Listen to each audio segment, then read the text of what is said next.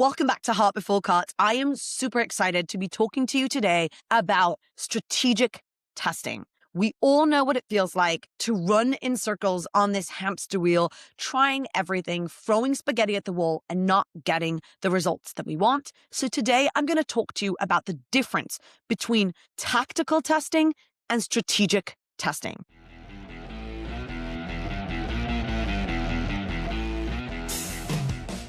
Let's say that you have noticed that your conversions are down. You're not getting the results that you want. Most marketers approach conversion optimization in a similar way. We go into GA4 and we try and figure out what's not working. What are the pages that aren't converting?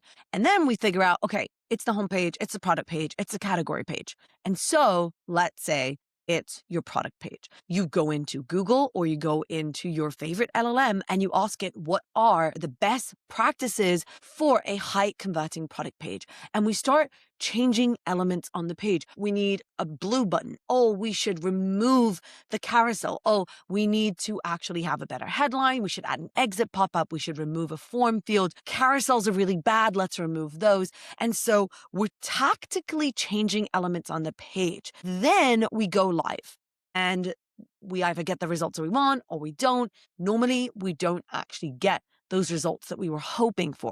So we check our competitors' websites and we see, okay, what are they doing? And then we kind of change things around them. And then we test and we repeat and we don't actually get anywhere because we are actually just putting a Band-Aid on something that is far bigger and needs much more deliberation. It needs a lot more thinking about. See, meaningful conversion optimization isn't about changing elements on the page. It's about solving problems. So yes, go into GA4 and figure out, okay, what is the page that isn't converting? But then you need to take a step back and start doing research in order to uncover what's strategically missing on your page. Why aren't people buying from you? Only once you have those insights in hand, and I will explain what those insights are, will you actually be able to understand what's not working on your page. Why is there friction? Why aren't people convinced? Because changing elements on the page can only take you so far. Yeah, if you're just getting started, you do need that baseline. You do need to make sure that the UX is okay, that you don't have competing call to action buttons and the basic stuff. But once you've got that out of the way, you need to really figure out what's not resonating, what's not clicking, and why people aren't choosing you. Let me give you an example. I recently did a big research around insurance companies, so home insurance, and I actually analyzed over 50 home insurance landing pages. So I'm going to read to you some of the headlines that I noticed, and maybe you will also notice a pattern. The home warranty that feels like it pays for itself. The home warranty that promises more. Get $50 off any plan today for a limited time only.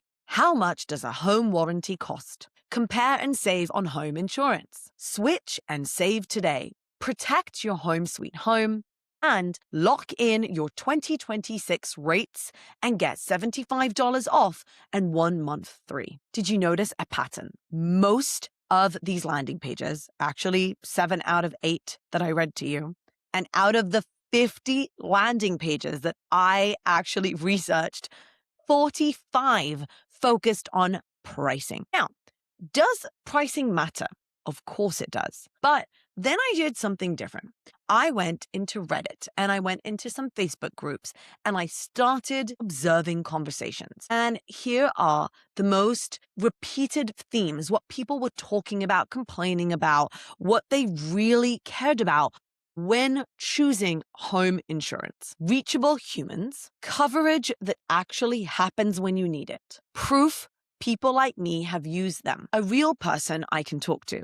In fact, agents and brokers actually came up quite a bit in these conversations because even though they are a more expensive option for choosing home warranty, people feel like they are more safe in their hands. They feel like they are more connected to someone when they know a name. Help me navigate this challenge. How do I choose a home warranty supplier? Why is there never any transparency? Did you notice the difference between what landing pages are saying? They're all talking about pricing, getting the best deal, how much it costs, versus what people are talking about in their communities on social media. They're all talking about trust. They're all talking about the fact that when they do have a problem, no one ever helps them, that they don't know who's showing up in their house. They don't know who to connect with, that it's so frustrating, that there's no loyalty plans, that they'd rather pay more for a broker as long as there's someone they can look in the eye. They even complained about similar things. They're hard to reach. They always feel like a scam, unexpected pricing, and no loyalty.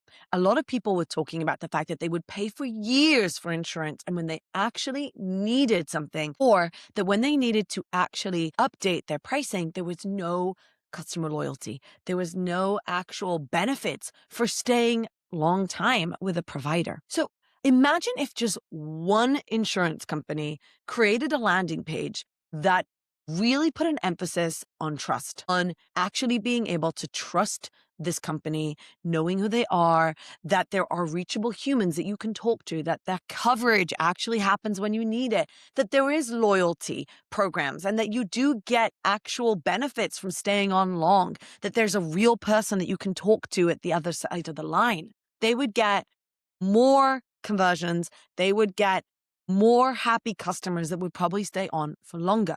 Now, this isn't an isolated case for insurance. Almost every industry I can think about, whether it is in a B2B situation, B2C, if it's e-commerce, we all heavily focus on what we think our prospects care about. In higher education, it's about fulfilling your dream. In HVAC, it also is about pricing. When it comes to moving companies, if you listen to my previous episode, you know that most brands focus on pricing. Does pricing matter? Of course it does. But there are always underlying challenges, issues, roadblocks, and concerns that people have that are beyond pricing.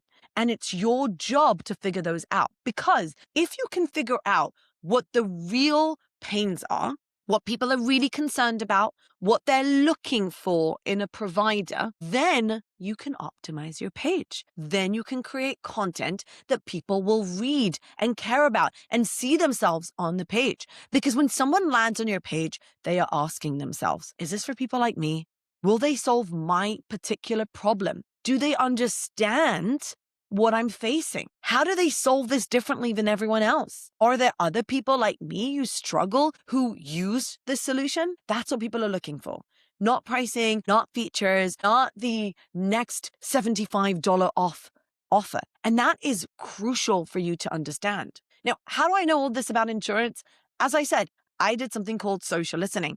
I went into where people were having conversations. I went into Reddit, I went into Quora, I went into Facebook groups, and I combed through those conversations. And I was looking for the real pains that people mentioned. I was looking for what people hate about these solutions. I was looking for what people really love about these solutions, what they praise about in insurance, in home insurance. Once you do this kind of research, it's so much easier to optimize your page. With these insights, you can then ask yourself, am I addressing what people really care about on the page? Am I using social proof that matters? Honestly, a lot of the times we just generically say, this is the best company. I love this company. Thank you so much. But social proof should help you dismantle situations, concerns, roadblocks. So are you using the right testimonials? Are you describing the pains that they are clearly going through? A good experiment, a good test, or a change on the page doesn't ask, what element should I change on my product page? What are best practices for product pages? It asks, what is the problem on the page? What's not connecting? What's not clicking or resonating? Why aren't people feeling connected to this page? So every single test, when you want to make a change on a page, has to actually start with a hypothesis. For example, here's a hypothesis for a home insurance company. Prospects cannot easily see that we are a trustworthy insurance provider, that we are a safe choice that many people like and have chosen before. That is a hypothesis. The hypothesis isn't, oh, the product page is broken. Maybe it's the hero. The next part of the hypothesis is, okay, if people can't easily see that we are trustworthy, what changes can I make on the page to increase trust? And so you could make sure that you have better testimonials that address specific pains. You could maybe show numbers of how many years this insurance company has been operating. You could actually show pictures of people, happy people using the home insurance, or you could maybe show statistics and numbers. So all of your hypothesis and the changes that you make will be geared around solving that specific problem. Other options could be you introduce a loyalty program, or you can introduce your team members and talk about all the training that they've gone through, who would be answering the phone, how easily it is to get to them. So there's a hypothesis and there's a solution. The hypothesis is about dismantling a problem. I think that there's something that isn't working on the page. Then there's the fix. What are the different elements, the different changes that you can make to solve that problem? That's a strategic test. Testing only happens once you've started identifying why people buy from you, why they came to your page, what is preventing them from choosing you today, why they choose one provider over another, how they feel right now, how they want to feel. Okay, so here's a template for a test that you can use. If you are about to optimize one of your pages, before you make any change, I want you to answer 4 critical questions. 1, what problem have you identified? Social proof, trust, people don't know who we are, people can't clearly see that we built a product for them. What is the strategic problem you have identified? 2, where is this happening? So where on the page, where on the website is this happening? This is where you actually say, oh, I think this problem is on the homepage. I think it's on a landing page. I think it's on checkout. 3, why could this be happening? This is the hypothesis. I think people aren't converting on the product page because they can't clearly see that this product was built and designed for people like them.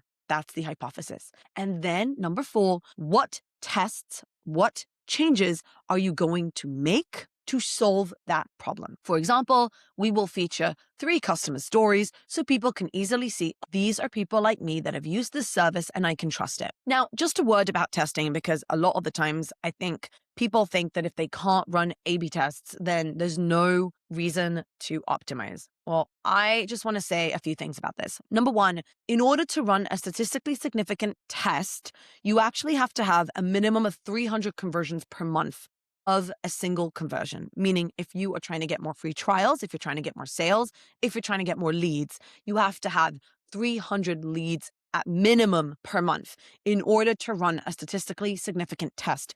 Meaning the control and the variation that you create would get a minimum of 150 conversions per variation. So that's one thing to remember.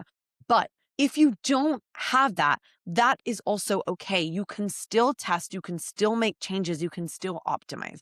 The difference is you're going to do a before and after test. What we usually do is we will actually take a screenshot of the existing page. We will write down all the data that we have, how many conversions, how much traffic, and all the information that we have about it. And then we'll look at 2 weeks of data. Then we will make the switch to the new variation, not with an A/B test, just actually making a change. And we will monitor it over 2 weeks to see traffic, conversions, and what's going on.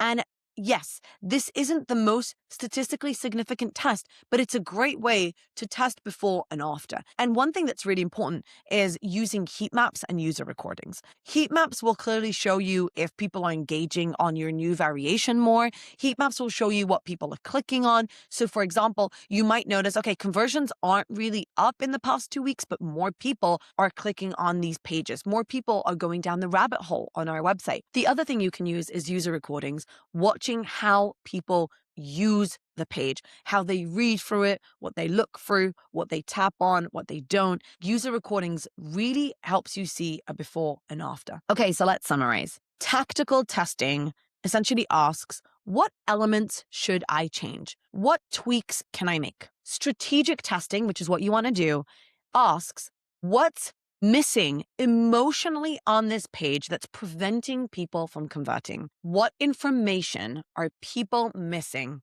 in order to convert? If you are currently just changing elements on the page without doing that deep research, without understanding what's critically missing on your page, then you're not really optimizing. What you're doing is just guessing faster, doing more, and you're not going to get the results that you want. Thank you so much for joining me for another episode of Heart Before Cart. I will see you next week.